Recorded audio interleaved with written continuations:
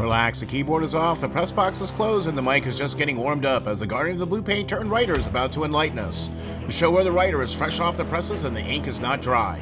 For this week's show, we'll change beyond the horizon for the Flyers sooner rather than later. Welcome to the Hockey Writers Ink. Join Lance and Steel as we bring you all the latest on the Flyers.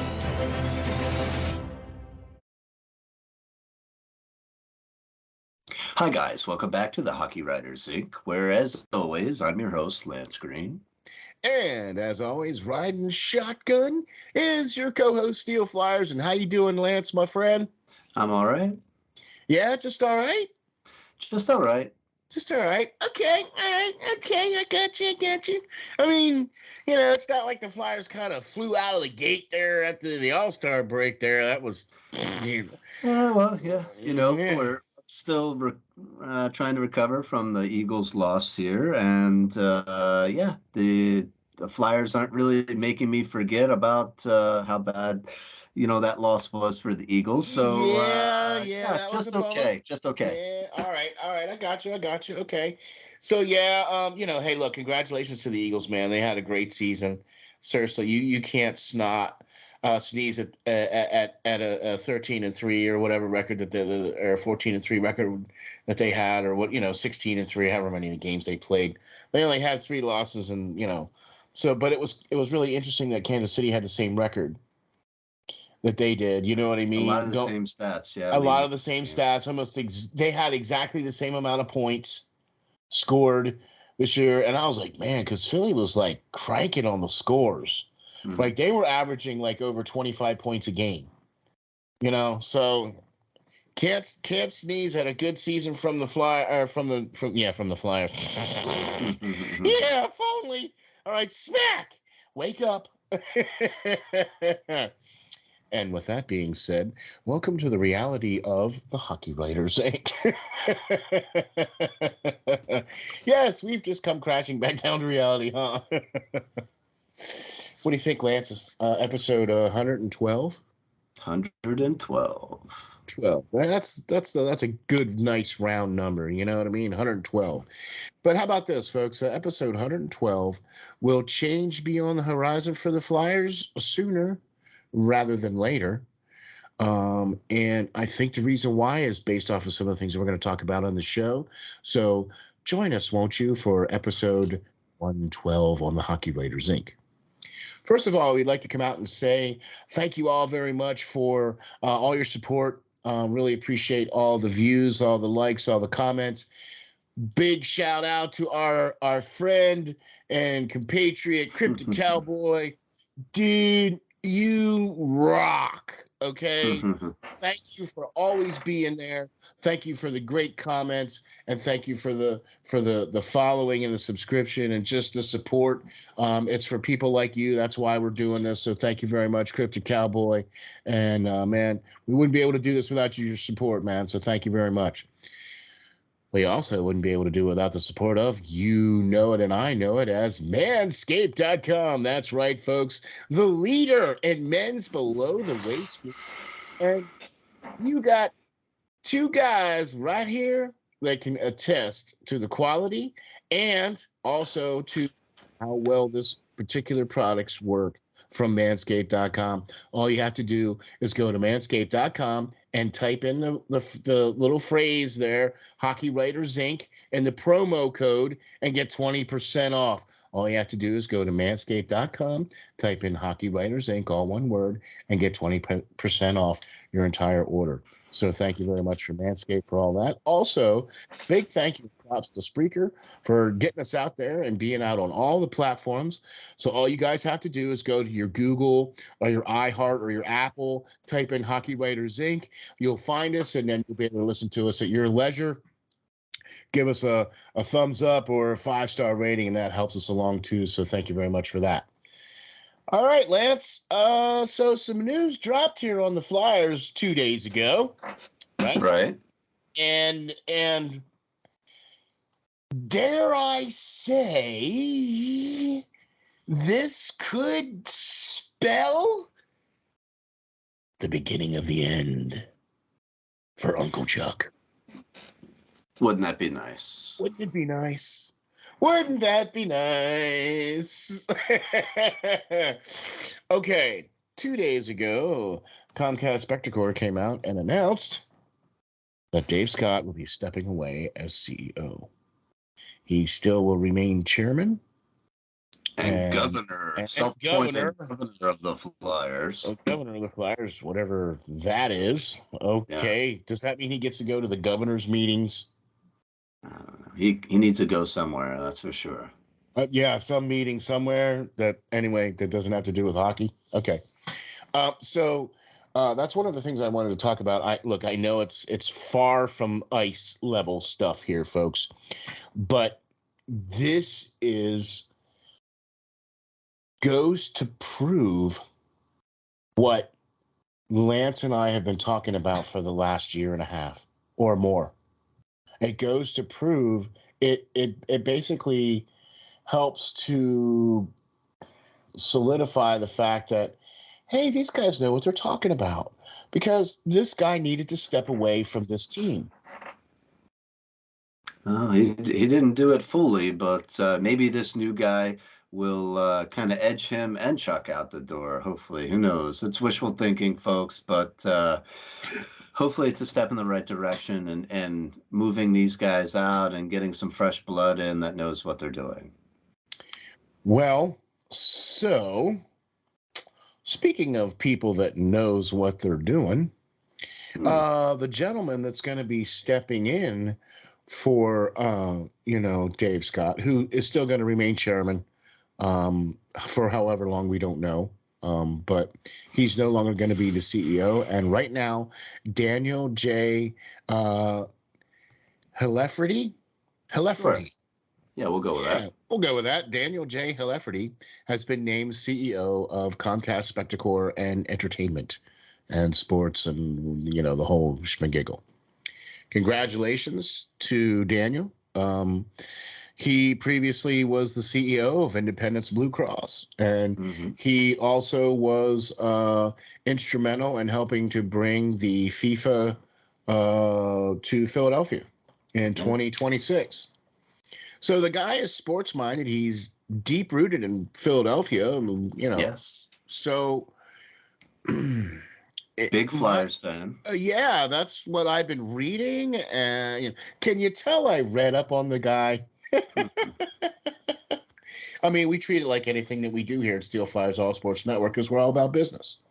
You know what I'm saying? We're finding out about what this guy's going to be like. What kind of mindset is this guy coming into the Flyers with? Is he going to be that kind of hands-on owner that has no idea about hockey but is just trying to take over? Or is he going to let the hockey minds be the ones that are going to lead him into the promised land, like the way he should do it?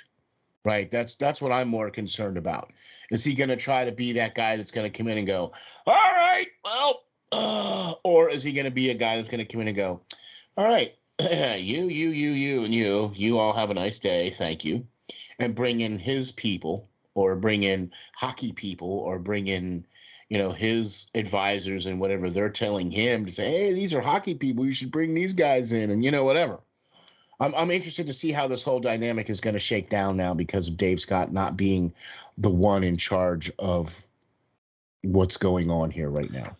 Well, I think it's definitely interesting, and hopefully, after he sees what's going on for a little bit and what has proceeded for the past couple of years, him, is that he'll be able to give somebody the axe, like you were saying, and Dave Scott has long held on to Chuck Fletcher, to most people's opinion would be far too long now, and gave him too long of a leash. But somehow, he looks to be friends with Chuck Fletcher rather than, his boss. And that's sometimes not good business. So yeah, we'll see. We'll see how that goes. And, all we can do is hope. That's all I can really say about that. We'll see where, Dan tries to sink his hands into and really get in with this team, if at all, so. Going to be interesting to see how this whole dynamic shakes down. I'm going to be interested to see if if he stays the course, meaning that he just keeps what's rolling right now and just keeps that rolling, or does he want to go, okay, I've seen enough, let's drop the hammer? Because if you've been a Flyers fan you say you've been a Flyers fan for this long, you've watched this, right? You're seeing this, right? Yeah. So what are you going to do to fix it? Okay? This is what I want to see. This is why I was kind of chomping at the bit for this, because I wanted to talk about this. Because I know, look, it has nothing to do with the Flyers at all. I mean, it does, but it doesn't have anything to do with, stats and scores and stuff. We'll get into that in a minute. I hope that this is the start of the winds of change. I hope that this is where we get some different, like you said, new blood, some fresh thinking. You know what I mean? Maybe somebody that's going to be more working with Tortorella instead of, you know what I mean? You know what I'm saying? So maybe this is why. I mean, I'm still questioning why the state of the Flyers address came from Tortorella, though.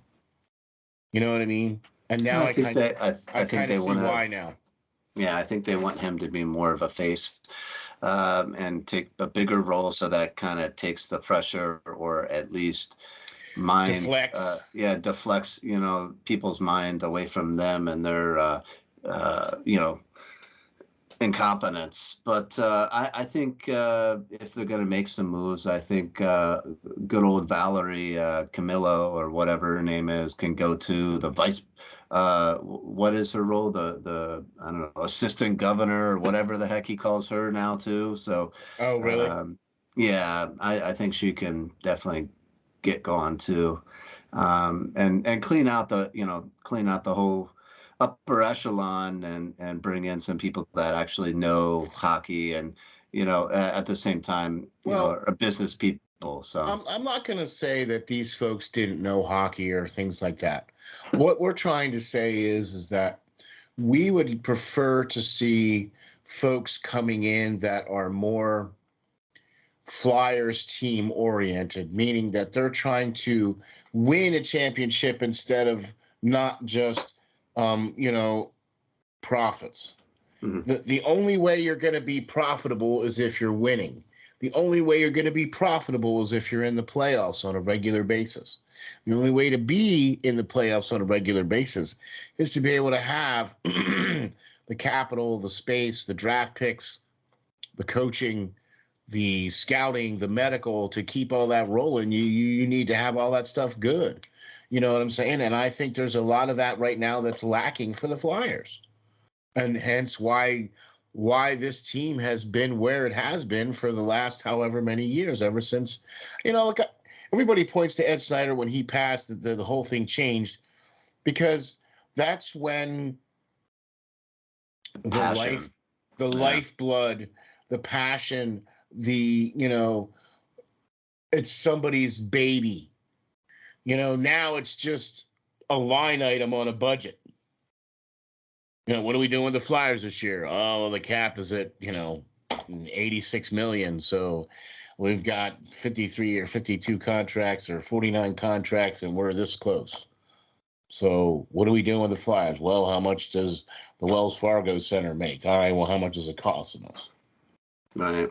You know what I'm saying? So it's breaking it down like that. Where Ed Snyder looked at it and said, I don't care how much this is, and I don't care about this. I care about this team winning. Yeah.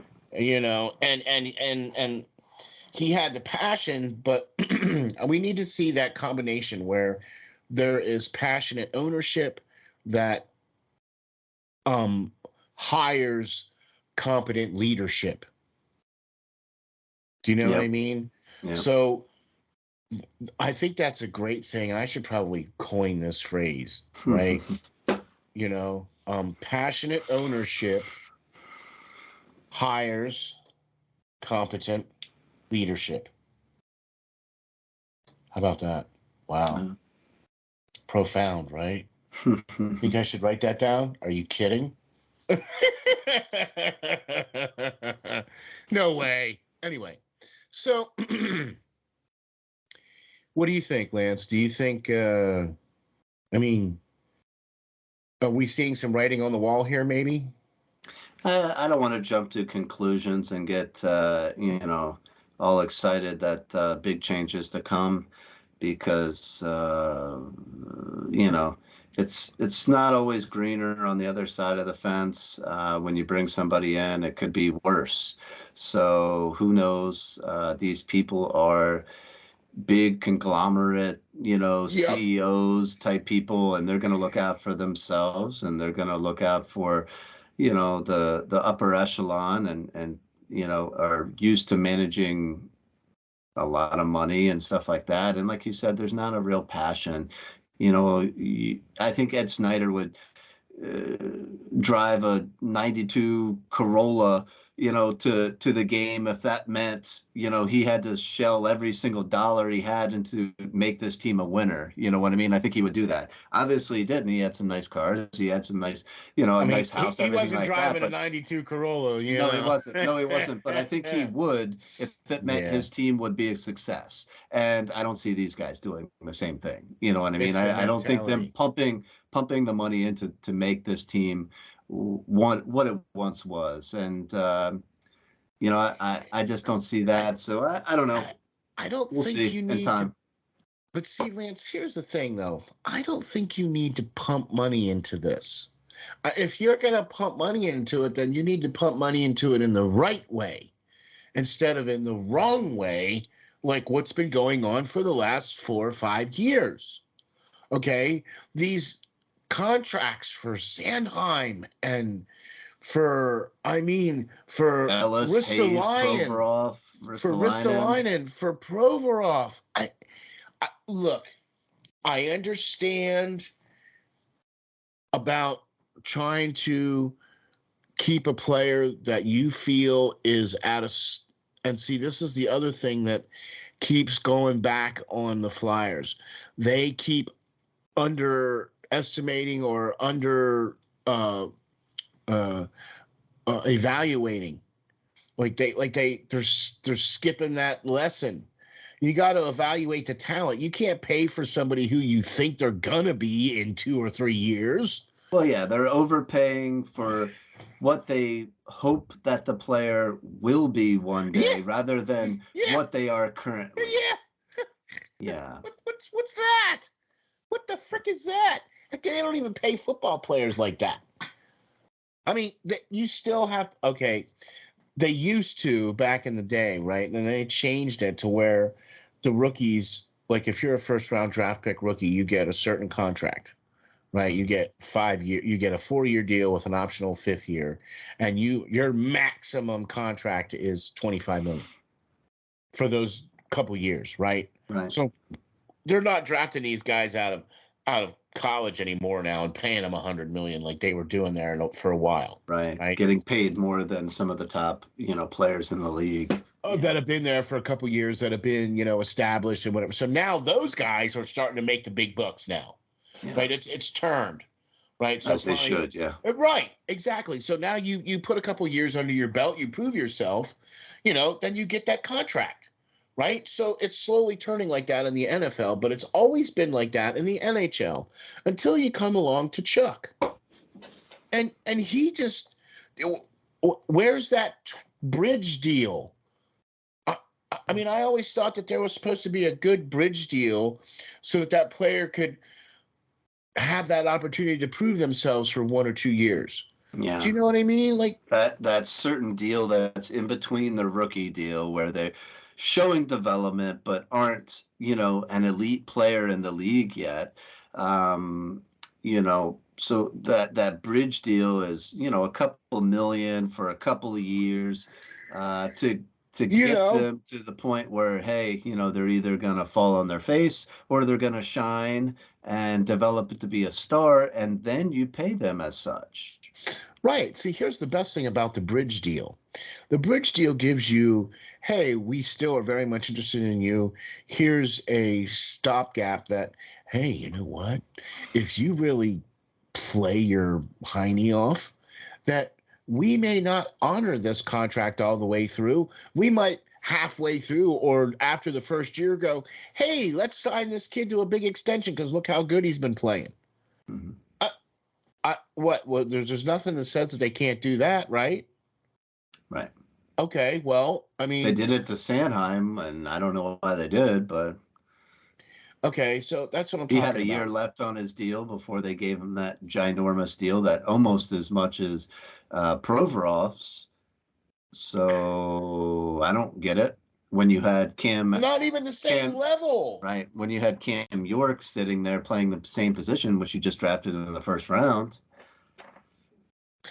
You know, it's funny because Provorov now has been playing on the top line with, Cam York has been playing on the top line with Provorov. Now for the last couple 5-6 games, he's been playing up there with Provorov. Cam York has, right? Okay. On his non-natural side, yeah. Yeah, right. Okay. So still don't get it. No. Okay. Look, we've already established the fact that Tortorella is a really good coach, even though there's always flaws in everybody's thing. But I think he's getting the most out of these players, which is what he's historically known to do, is get the most out of his players. And he's doing that because let's face it, the Flyers right now, okay, are at 54 points. Mm-hmm. Okay. And that's 8th worst in the league. 8th or 9th, yeah. Yeah. So, I mean, so I'll tell you what. How about if we take a quick little breaky poo and give you a little rundown about a sponsor of the show? What do you think, Lance? Sure. Ready? Yeah, hit them up. All right, good deal.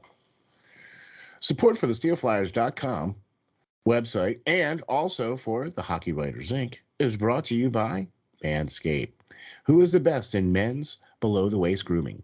Their products are precision-engineered tools for your family jewels.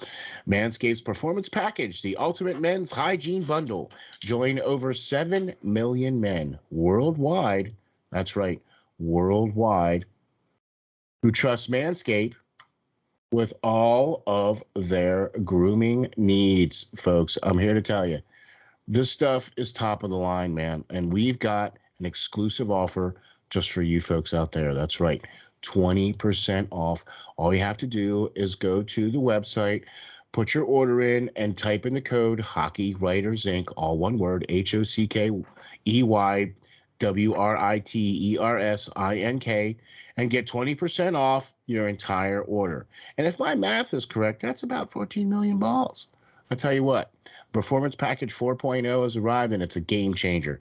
You'll also find the Lawnmower 4.0 trimmer, Weed Whacker ear and nose hair trimmer, Crop Preserver ball deodorant, Reviver toner, and boxer briefs as well, and a cool travel bag to hold all those goodies. Let me tell you something here, folks. This is cutting-edge skin-safe technology, okay? It's waterproof, and there's a really cool LED light. Fits really good in your hands, takes care of all those special hard-to-reach places, and it's also waterproof so you can say goodbye to that mess on the bathroom floor. The Performance Package also includes the ear, nose, and hair trimmer. The Weed Whacker is also waterproof and provides proprietary skin-safe technology to help reduce those neck snags and tugs. All you have to do is go to manscaped.com and type in the free code Hockey Writers Ink and get 20% off. Thank you to Manscaped.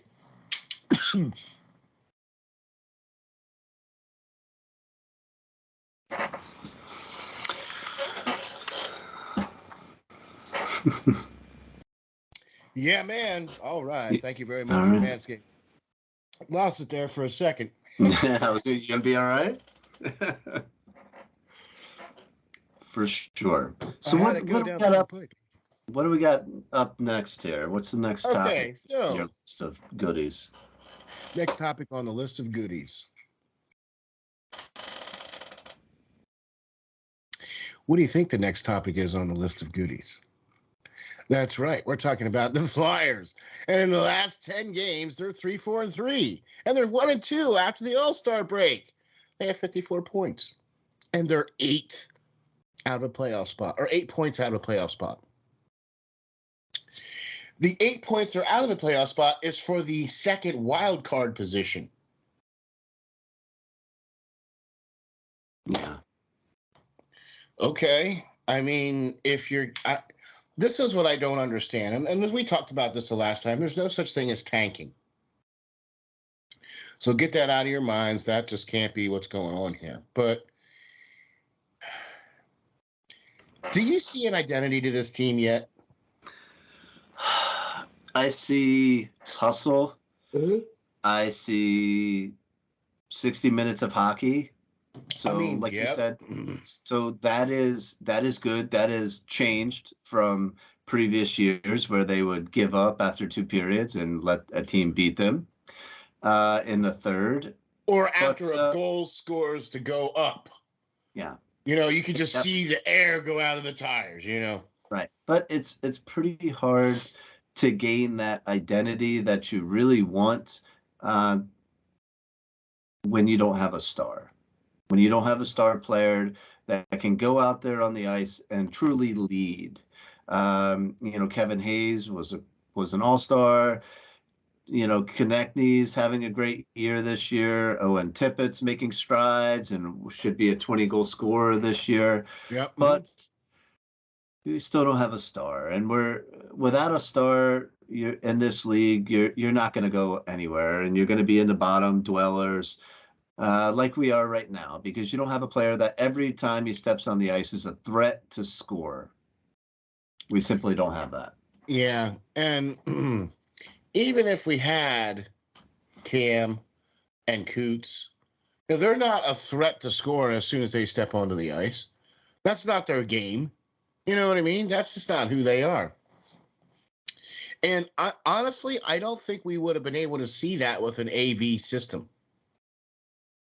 Right? I think more so we'll be able to see that type of a player thrive more in a Tortorella system than we will or that we would have seen in an AV system. Does that make sense? I think so. I think, Torts' system is set up a lot better. In my mind, it's taking it back to, old school hockey. You're defensively sound and responsible. But yet at the same time, it's a threat. These guys are in shape, more so than years prior. They are, and they're held accountable. If you're not in the middle of a game, you're going to be sitting for the rest of the game. I don't care if you're the leading scorer for the team. You're going to find yourself on the bench if you're not giving 60 minutes of hockey out there. If you're taking shifts off, you will take shifts off under Tortorella. So, he's holding his guys accountable.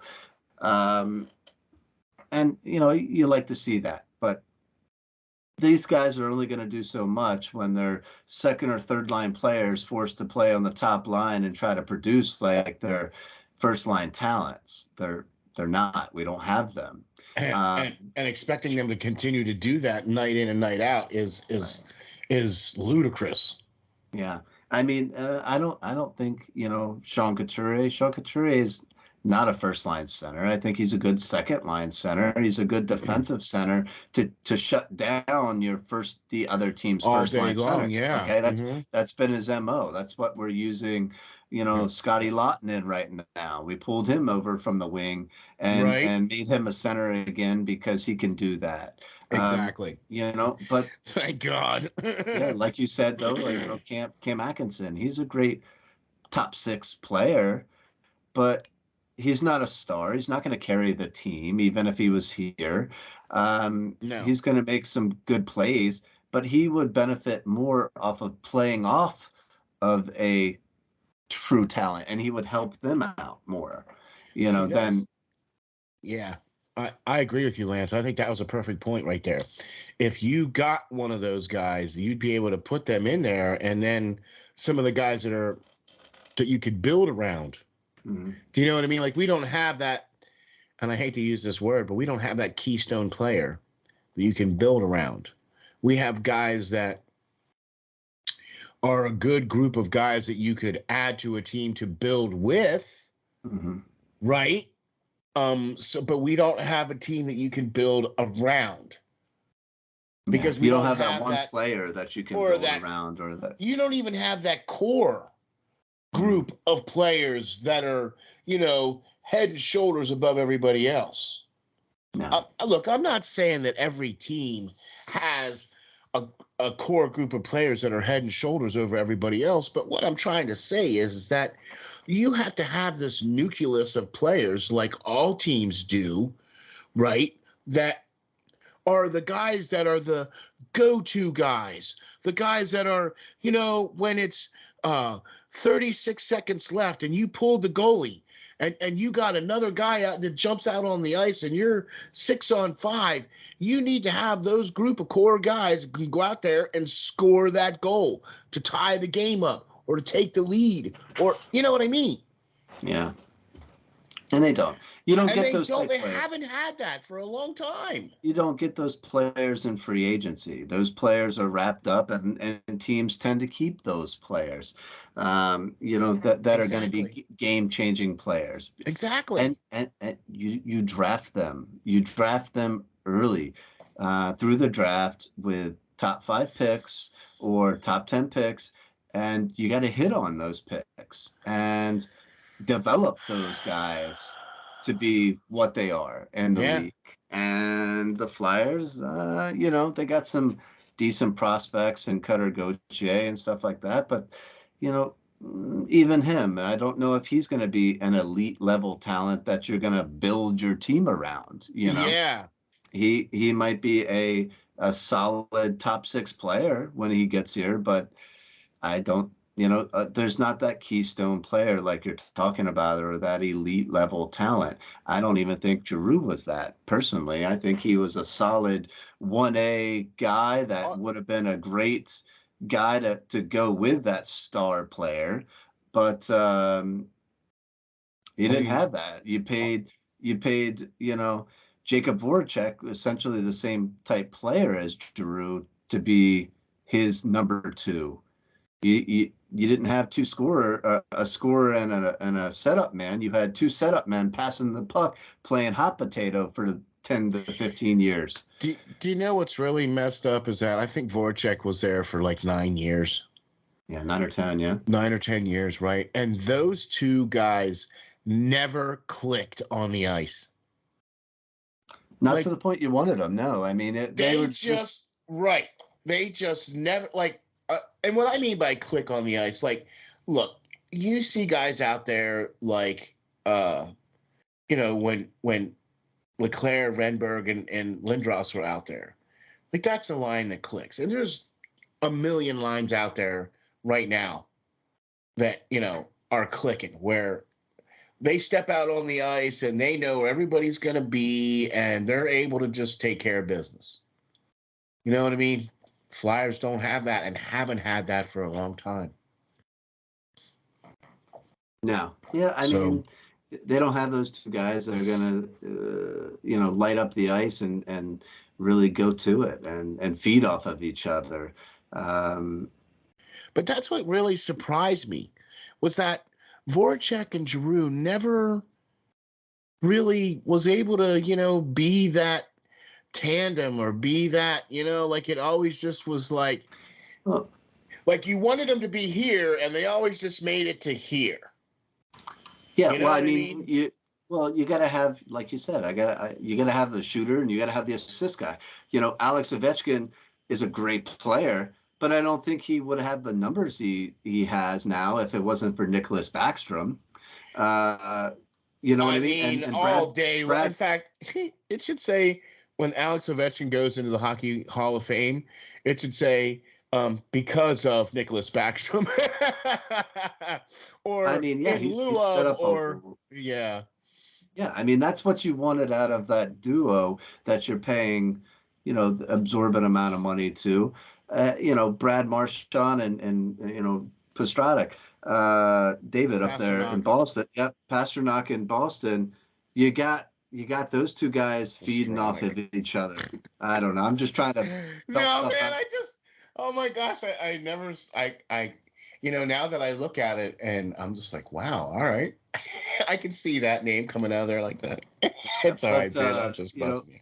you know, You look at Connor Yeah, McDavid and but Leon Draisaitl. yeah, Those guys, just 1 and 1A players that feed off each other and know where each other are at all times on the ice, I and mean, can Mitch really just Marner and Austin Matthews, you know what I mean? And McKinnon and anybody. Ratman. I was just gonna say anybody that Nathan McKinnon plays with. So yeah. But you need to have that tandem of people on your team. Even Carolina has those couple of guys that are Sebastian Aho. Aho and Svechkov or whatever. Yeah, So like I said, that's another two guys from Carolina. I mean, we're and they're talking about both the elite. young too. I know. Yeah, Oh my gosh, I know. But we're talking about elite teams, and we're talking about elite level talent that they have on their team. I mean, look, and we've said this how many times? As long as Sidney Crosby is playing with Malkin in Pittsburgh, they're always going to be relevant because those two names are there in Pittsburgh. And until they go away, that team is always going to be relevant. That's just the way it is. Because that's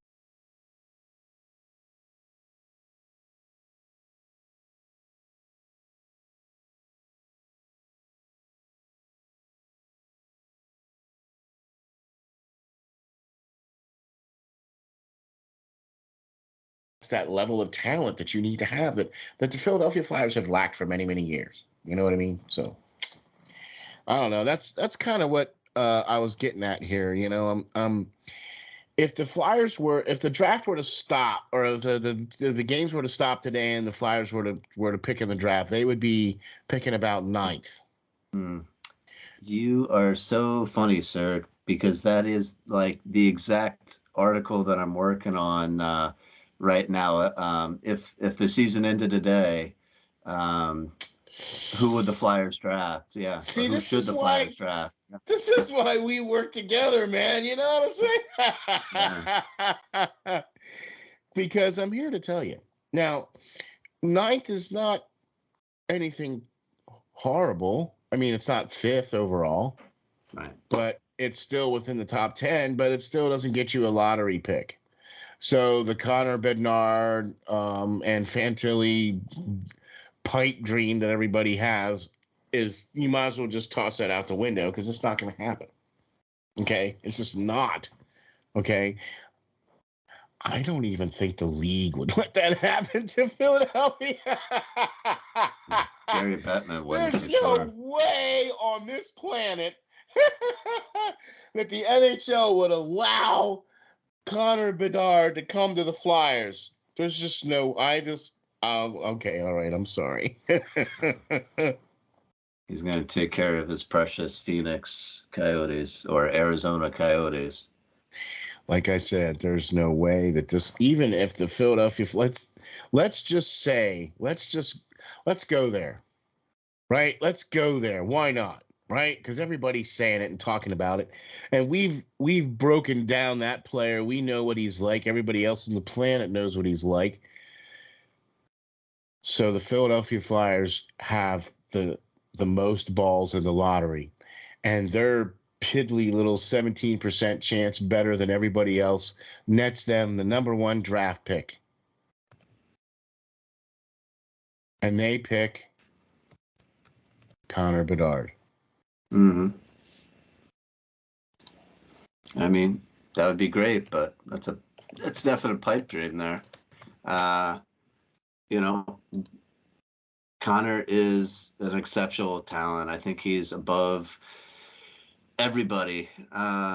Obviously, he's ranked number 1, but I mean, you look, he's got like 96 points right now in 39 games. He's a plus 32. He's projected to finish the season with 140 points. In the World Juniors, we talked about this on Prospect Watch recently. This past World Juniors, he scored 23 points in 7 games played for Canada. All right, guys, that annihilated the kind of points per game that even Connor McDavid was able to produce in World Juniors. So this kid is a special talent coming. He's 5'10". Doesn't. Yeah, but he's only 17 though. But he's 17. He can still grow. Hopefully, he'll get to like 6 foot, something like that, and put on a little bit more weight. He's like 185 pounds right now, which isn't light, for 5'10". And you know what? So. But honestly, though, like that's probably the perfect weight for him because of his size right now for where he's at right now. But when you get into the NHL, he's definitely going to have to bulk up as far as that's concerned. I mean, even if he only puts like maybe 6 or 7 pounds on, do you know what I'm saying? Because you need that little bit extra just when you get to the next level, I think, you know what I mean? And plus, it wouldn't hurt him, you know what I mean? So, but he's young too, and I think we'll see him grow a little bit too. But yeah, that's why I'm saying, and even Adam Fantilli, who is not necessarily in the same stratosphere as Bedard, but is at least in the same orbit. Is it? I think he's a pretty darn good player. He plays a little bit different type of game. He's definitely more physical. A lot bigger player. So he can score. He's proved that with the Chicago Steel, and at Michigan now. When I last checked, he's leading the NCAA in points right now with 47 in 25 games played. Big body, 6'2", 187 pounds, so he can still put some weight on that for sure. All right. Now, we obviously know that Bedard is going to be the number one, the consensus number one. Is Fantilli the consensus number two? I would say so. I mean, we would, but I mean, I would say so. It always depends on what the team that finishes or has that number 2 pick overall is going to need. So let's say the number 1 pick goes to Arizona, like we're predicting, right? Arizona gets Bedard. So what does Chicago get? They get the second pick. Are they picking Fantilli? I think they are. He's definitely the sure bet there, and you got Jonathan up there. He's a little bit long in the tooth for Chicago. He's brought him a couple of cups and everything like that, but he's not getting any younger. So to get a nice center like Fantilli, who's plays hard, and I think who Chicago would love would be that guy for them. But right. What I'm writing on right now is obviously the Flyers and who they're gonna look at, and there's some interesting pieces still at that 8, 9, 10 range. I was just gonna say sure. that still is gonna be a really good spot because anything in the top 10, because not only is it the top 10 in the first round, but all your other subsequent rounds after that. Right. So that means if you're picking in the top 10 in the first round, you're picking in the top 10 in the second round.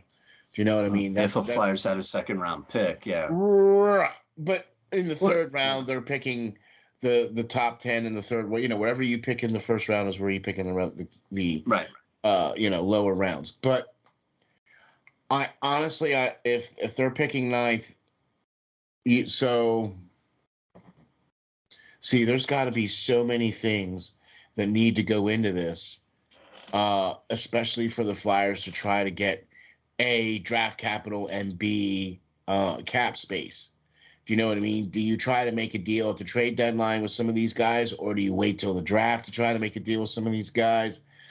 Personally, I would be trying to make a deal to move these guys now, to get them out, to get the contracts moving, to get the next selection on the draft board, to get that next prospect in here, to get under Tortorella's system and, whatever. If you're going to pull the trigger, then pull the trigger. But I think it needs to happen sooner rather than later for the Flyers. Sure. I mean, you got guys like JVR who have expiring contracts. He's got to be moved. I mean, you got to get something for him. You've been trying to move him and has been utterly unsuccessful to this point. There's some teams supposedly out there looking or kicking the tires on him. I think Chuck has got to be a better used car salesman because JVR is not a pristine, person or player anymore. You got to polish them up. You got to sell them. You got to sell them to some teams and make them think they want him, right? Last season he was the Flyers' leading goal scorer with 24 goals. So, I mean, he may not fit as well as he would like in, John Tortorella's offense. He was hurt for a little bit this season. Yeah, He's he now missed healthy. 21 games. He missed 21 games because of his finger. So you got to be able to sell him and get him off the books. You can get something for him before he goes away for nothing. Yeah. If they do not get him sold to a team before the end of the year and they actually lose him for nothing, Chuck Fletcher should be fired right then. I mean, you got to get something for him, and I don't think that waiting till trade deadline day at the last second and accepting a third-round pick for him is going to be acceptable in my mind. I think you should be able to at least get a second-round pick and gain yourself a second-round pick, being that you already dealt that away. There's other people out there, that have been in the rumor mill. Your Ivan Provorovs, your Konechny's, your Kevin Hayeses, most recently Nick Seeler even. I think he's going to go as others have gone in the past, maybe for a 4th or 5th round pick or something like that. He's a utility guy that could be used. Yep. I say deal him. Get rid of him while you can. Bring up some of these kids. Bring up some of these kids that are, making all-star games at the AHL level. Let some of these guys play for Tortorella for the rest of the season. I don't think they're going to be good enough to make the playoffs. So let these guys develop in the NHL, get some experience, be ready for next year when they're going to take some of these spots away from these veterans that have just been holding on to them for too long. And, let's go out and get a first-round pick and knock it out of the park, and get somebody, in my mind, like a Braden Yeager, who we talked about on Prospect Watch, or, go out there and get a Edward Sale or my favorite player in this draft, Andrew Crystal. Oh boy, I know you had to bring that name up. Boy, that's one of my favorite names too. If he's available for number 9 for the Flyers, I'm here to tell you, you guys got to pick this player. I look, seriously, I think he would be available. I think he'll definitely be available. I think his draft stock is rising. More people are starting to realize that there are other players in the WHL that aren't named Connor, but you got to think of Ryan Leonard too. He's a Team USA guy that scores a lot of goals. So there's options out there. There's options going to be there at 8, 9, and 10 that are going to be, great NHL players one day. But in my mind, if I'm looking, center. Right. Well, they need a center, but I think at this point they're so bad that you go best available player. Yeah.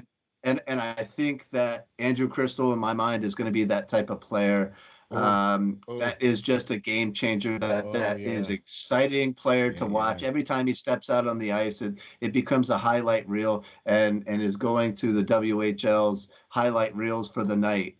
So I think you go out and get a guy like that if he's available, and at least he's going to sell some jerseys. He's going to put some pucks in the net, and he's going to be explosive out on the ice. I think that's an exciting player to add instead of some of these other guys, that may need somebody else to be good. We Yeah. have a lot of those guys that need somebody else to be good. This guy can do it on his own. So you need a couple of them too. Yeah. So here's what I did, right? I needed some help to help be good, so I went out and got the great Lance Green, writer extraordinaire. So why don't you tell the folks, Lance, where we can find you, where we can get you, and I believe you also said something about a new something coming out here, or something. Yeah, I'm working on about 2 articles right now. Got them both kind of halfway done. Need to be able to sit down and actually have time to finish them would be great. So hopefully I'll get that done maybe this weekend or something like that and get you guys some new articles out there to the SteelFlyers website. Oh yeah, All right. boy, got to be liking Right. that for And sure. for sure. And you can also look for them on my Twitter, which is lance.green39. Awesome, for sure. And all you have to do to find Hockey Writers Inc. is go to any one of your podcasting platforms like iHeart or Google or Apple and type in Hockey Writers Inc. and find us, and you'll be able to watch the show right there and listen at your leisure. So also big thanks and props to manscaped.com for all your support. All you have to do is go to manscaped.com, type in Hockey Writers Inc. and get 20% off your order right now today. That's free shipping, worldwide shipping. Thank you very much for Manscaped for your support. Lance, my friend, I think we got another good one here in the books. What do you think? Yeah, definitely some foresight here. Hopefully that this team can make a start to turn itself around. Wishful thinking. I don't know. We'll see. Yeah, we'll see. But hopefully this team will get it right because it's been far too long since this team has raised a Stanley Cup. So it needs to get right back on the right path here. I am so with you on that. I'm so with you on that. So thank you very much, Lance, for all the great stuff here you're doing here at Hockey Writers Inc. and all the great stuff that you and all the great rest of the folks do for the SteelFlyers All Sports Network. So go check out Prospect Watch. We just dropped a new show the other day about our top 5 centers in the draft. Hey, imagine that. Go check that out, Prospect Watch. Also, check out the Hockey Writers Inc. And, of course, the SteelFlyers podcast and the great Pearl of Wisdom and the great Peyton on the Radio. So check all that stuff out at the SteelFlyers.com website. Thank you very much for watching the Hockey Writers Inc. We'll catch you all in the next episode.